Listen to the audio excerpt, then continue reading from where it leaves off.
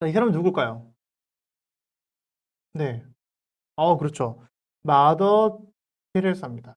네, 정답입니다. 자, 이 사람이 마더 테레사의 직업은 뭘까요? 네, 수녀라고 했죠. 좋아요. 자, 수녀는 정확하게 어떤 거죠? 네, 수녀. 수녀 뜻이 뭐예요? 수녀. 네, 수녀. 제가 이제 뭐 중학교 1학년 학교 학생들 가서 해보면은 뭐 결혼 안 한 사람이 이렇게 얘기하더라고요. 그럼 결혼 안 한 사람은 다 수녀인가요? 아니죠. 수녀. 뭔가 알 거는 것 같은데 말을 못 할 것 같아. 그럴 수 있죠. 예. 알 거는 같은데 말을 못 한다. 우린 그것을 따라할게요. 불완전 학습이라고 얘기합니다. 뭐라고요? 예, 불완전 학습. 그러니까 기본적으로 불완전 학습하는 친구들이 상당히 많이 있어요. 그래서 저는 여러분들께 드리고 싶은 거는 불완전 학습이 아닌 완전 학습할 필요가 있다. 그런 말씀을 드리고 싶고요. 소녀는 뭐냐? 신부님을 도와 천주교에서 미사를 집도하는 여자 사제로서 하나님의 순령에 따라서 자신의 삶을 바친 종교인 이렇게 얘기하죠. 사전 추정이죠. 이 사람은 누굴까요? 네, 이 사람은 누굴까요? 예, 바로 예, 직업은 뭘까요? 네, 이 사람의 직업은 바로 이 사람의 이름은 헬렌 켈러입니다. 자, 헬렌 켈러. 자, 헬렌 켈러의 직업은 뭔가요? 아시는 분? 예, 헬렌 켈러의 직업은 어떤 식 간호사에게는 간호사는 나이팅게일이죠.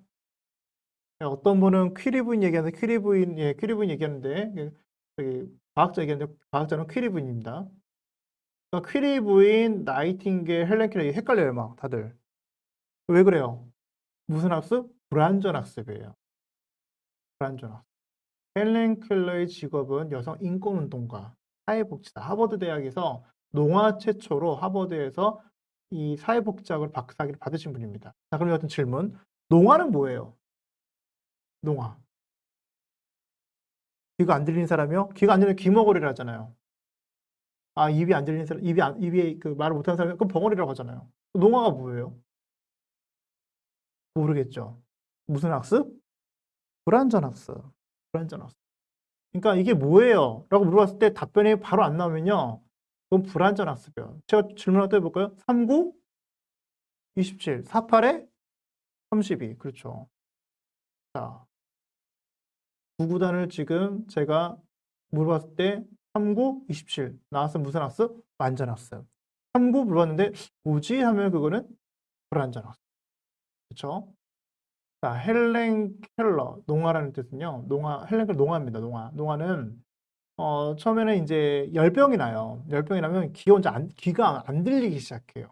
그러니까 귀가 안 들리기 시작하게 되면서 고열 때문에 말 못하는 사람을 농아라고 얘기합니다. 그래서 이 농아가 안고 있는 그 어려움들이 상당히 많이 있는데 이제 그런 분들이 결국은 인간 승리를 하는 분들이 되게 많이 계시죠. 그런 분들의 삶들을 보게 되면 존경하는 분들 되게 많이 계세요. 근데 여기서 이제 말씀드리고 싶은 거는 뭐냐면 농아라고 했을 때 내가 완전 학습하는지 불완전 학습하는지를 좀 보실 필요가 있다는 겁니다. 그렇죠? 자, 그렇다면 여러분들 또 하나 질문해 볼게요. 방정식은 뭘까요? 방정식. 방정식. 방정식 뭐예요? 네. 답변하는 친구가 있는 거 반면에 뭐 fx요. 약간 함수잖아. 아, 그러네요. 미지수 값을 구하는 거예요. 함수도 미지수 값을 구해. 그 뭔 차이야? 잘 못하는 친구 꽤 돼요. 그래서 우리 부모님들은 오늘 강의 들으시면 바로 이렇게 중간에 정리 잠깐 하셔도 돼요. 하신 다음에 얘기하시면 돼요. 아이한테 와서 함수와 방정식의 차이가 뭐냐고 물어보십시오. 학원을 6개월 다녔음에도 불구하고 답변 못 하잖아요? 밑 빠진 독에 물 붓기를 하고 계셨다고 생각하시면 됩니다. 밑 빠진 독에 물 붓기를 한 거예요. 방정식이 뭔지 정확하게 39, 27. 제가 한 여학생이 물어봤어요. 방정식이 뭐냐 했더니 그거 아는데 근데 그걸 못해요. 너 가장 좋아하는 연예인 누구니? 방탄이야. 방탄 누구야? 9명이고 딱 얘기해요. 뭐 B부터 딱 얘기해요. 그 친구는 방탄소년단은 경험했지만 방정식은 경험하지 못한 친구입니다. 그러니까 이런 상태에서 학습을 하는 거예요. 그러니까 근본적인 문제가 있는 거죠. 근본적인 문제. 그럼 거듭 말씀드리지만 학원을 보낸다고 해서 학습 능력이 커지는 게 아니에요. 그러면 내가 데리고 있다고 학습력이 커지냐? 그것도 아니에요.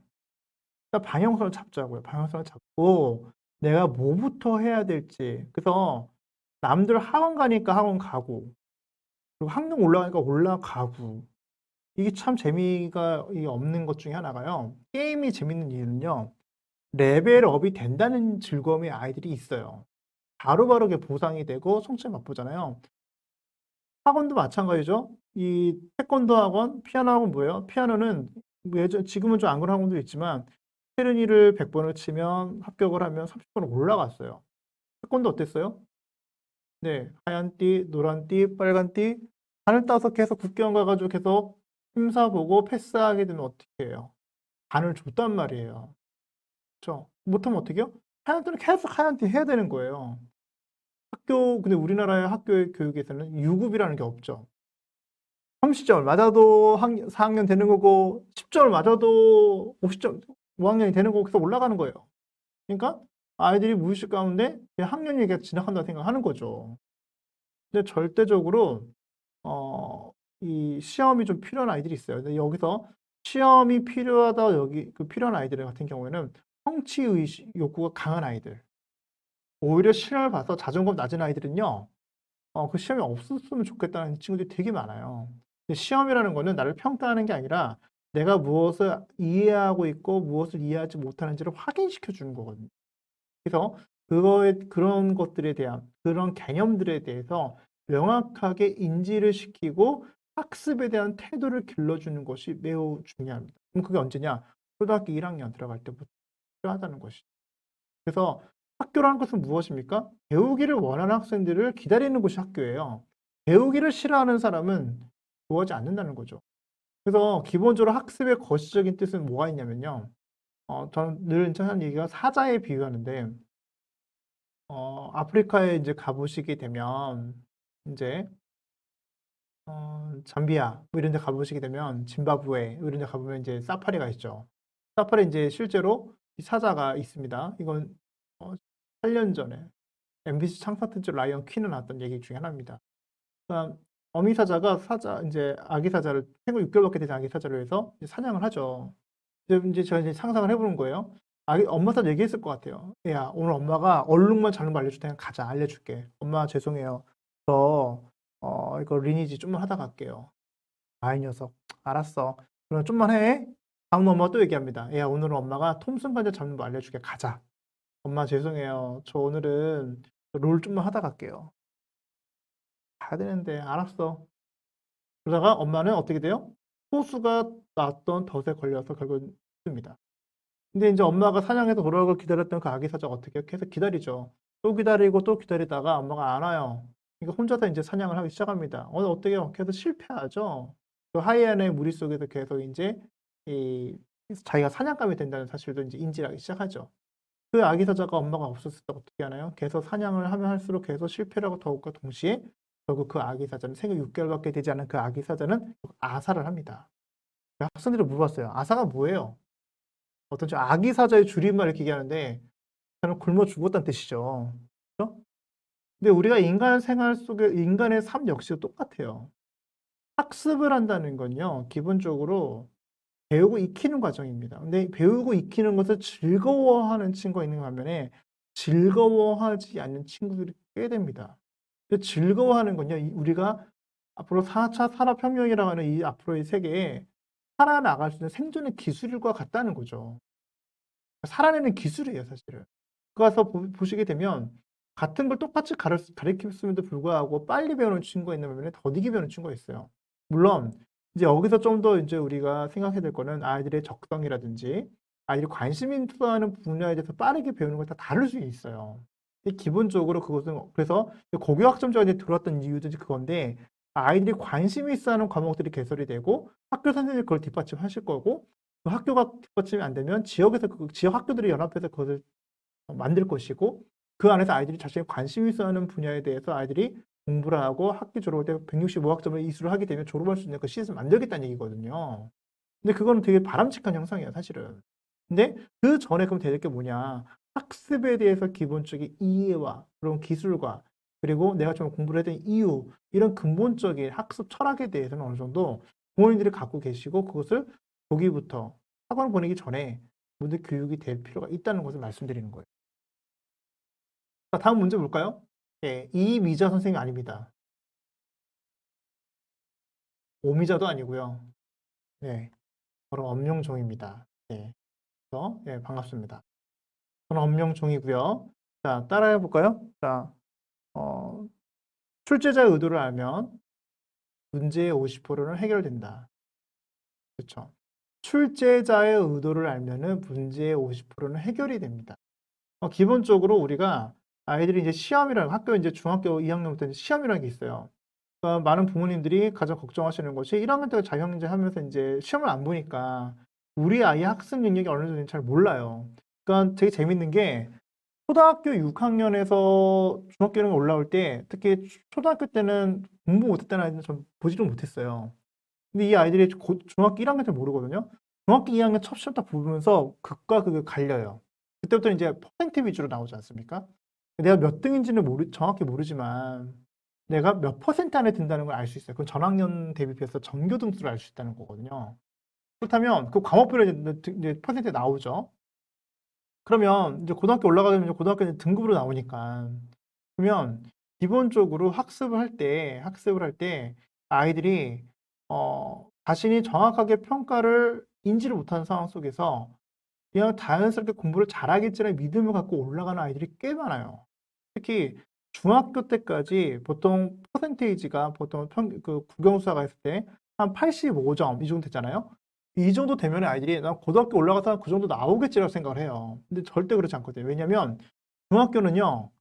평균 85점을 가지고 평균 85점 정도를 내기 위해서 문제를 선생님이 만들어요. 그러니까 내 아이가 평균 85점 된다. 국영수학과가 85점이 되면은 그냥 보통 한 거예요, 그냥.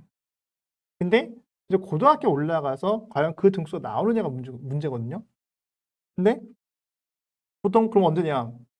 평균 등급 했을 때 중학교 때 85점 나온 애들이 올라가면서 가장 후회하는 게 뭐냐면은 첫 번째가 고등학교 올라가게 되면 이제 1학년 성적이 점점 중요해지고 있어요. 왜냐하면 고교학점제가 이제 도입이 되기 시작하면요. 고등학교 1학년 성적, 내신 성적이 상당히 큰 영향을 미치게 됩니다. 그렇기 때문에 또 이렇게 되면 사실은 이제 여러 가지 이제 안 좋은 이제 부작용도 있죠. 그걸 위해서 또 초등학교 5, 6학년 때도 엄청 공부도 시키죠. 선행학습 시키고. 근데 분명히 말씀드렸지만 선행학습 시키는 게 중요한 게 아니라 스스로 자기를 주도할 수 있는 능력을 초등학교 때 키워주는 게 중요하고 말씀드렸듯이 그걸 기반으로 해서 기술을 쌓는 게 중요하다고 말씀을 드리는 거예요. 그래서 고등학교 1학년 올라갈 때 아이들이 가장 많이 고민하는 것 중에 하나, 후회하는 것 중에 첫 번째 뭐냐면 내가 책을 좀 더 읽어놓고 올 거리라는 그런 고민을 상당히 많이 해요. 그러니까 고등학교 올라가면 이제 특히 독서의 비중은 뭐 전학년 떠나서 사실 가장 많이 강조가 되고 있고 특히 이 수시에서 대학에서 수시에서 이 독서는 상당히 큰 영향을 미치고 있습니다. 특히 작년만 하더라도 또 저희 마찬가지지만 서울대에서도 이 독서와 관련된 면접 질문이 제일 많았고요. 이 독서를 한다는 얘기는 이 아이가 간접적인 경험을 통해 가지고 아마 사고하는 능력을 키웠는지 이런 걸 많이 질문하거든요. 근데 그런 것들이 정리가 안 된 상태에서 올라간 친구들 꽤 많습니다. 그래서 고등학교 올라오면 이제 보통 학교 내신 준비해야 되죠. 그리고 비교과 준비해야 되죠. 교내 대회 준비해야 되죠. 그러다 보니까 애들이 책을 읽을 시간이 없다고 토로를 많이 해요. 그러다 보니까 중학교 때부터 내가 책을 좀 읽어놓을 거야 이런 얘기를 많이 하는 거죠. 근데 어떻게 하겠습니까?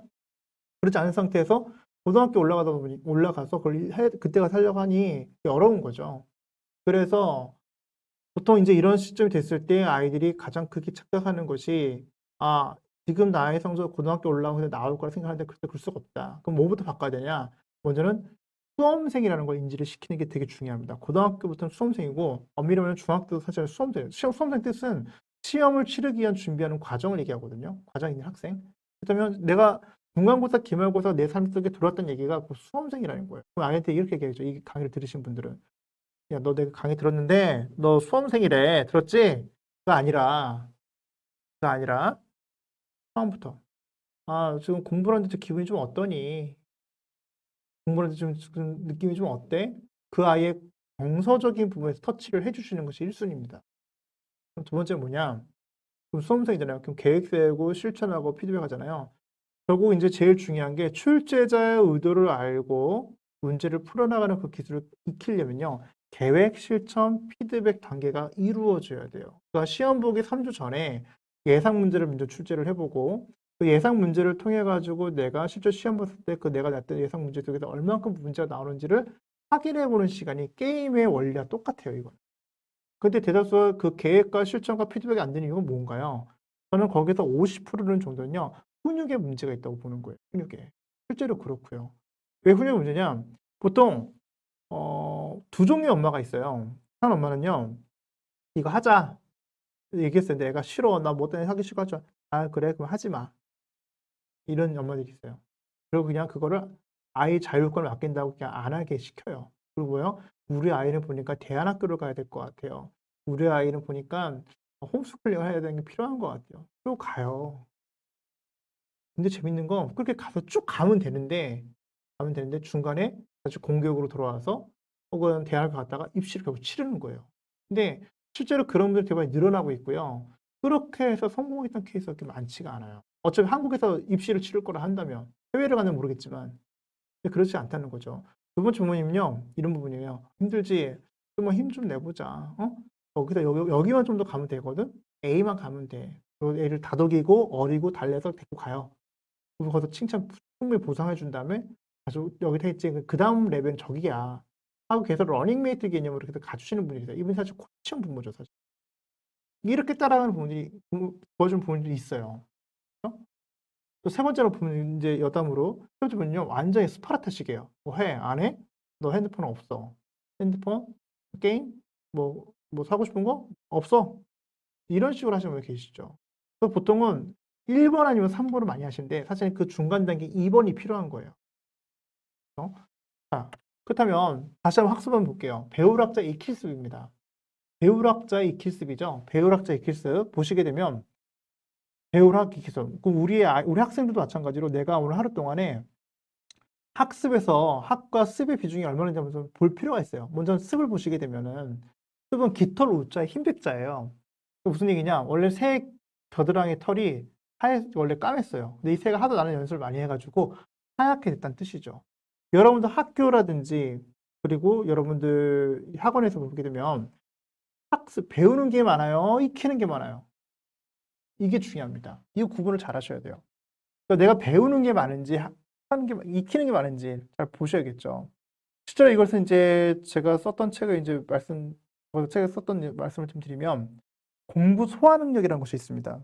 그 공부 소화 능력이 뭐냐면 공부 소화 능력이라는 것은 내가 1 시간 동안에 배웠던 것을 내 것으로 만드는 데 필요한 시간을 얘기합니다. 그러니까 실제로 내가 배우고 익히는 그 시간이 얼마나 되는지를 측정해 볼 필요가 있어요. 그 실제로 인제 강서고등학교 때 한 학생이었는데 수학에서 수요를 배웠어요, 이 친구가. 그래서 제가 한 장을 놓고 "이거 요약하고 정리하는데 시간 얼마나 걸릴 것 같니?" 물어봤어요. 그때 이 친구가 하는 얘기가 "한 20 분이면 돼요." 그러더라고요. 그래서 제가 뭐 시켜 봤죠. 20 분은 뭡니까? 2 시간에도 정리를 못 해요. 그러니까 자기 자신에 대해서 자비를 베푸는 친구가 꽤 많죠. 그런 친구들은요.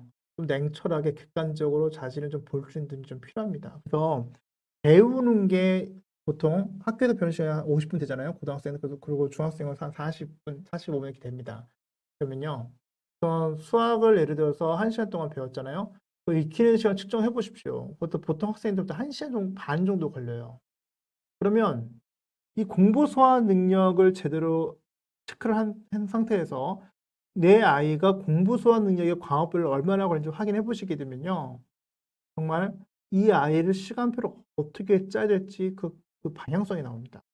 보통 우리가 시간표를 잘 짜지 않는 이유 중에 하나는 내가 주어진 시간 안에서 내가 지킬 수 없는 약속을 기준으로 해서 계획표를 짜는 경우가 상당히 많이 있거든요. 그러면 처음부터 지킬 수 없는 계획을 세우는 거예요.